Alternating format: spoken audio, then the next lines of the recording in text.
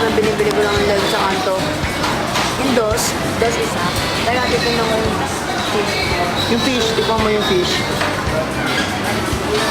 Mainit. Masarap. Okay naman. Oh, hindi lang ito masarap.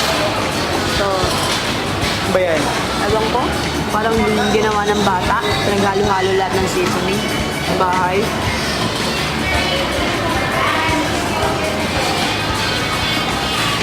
Kainin ng ketchup.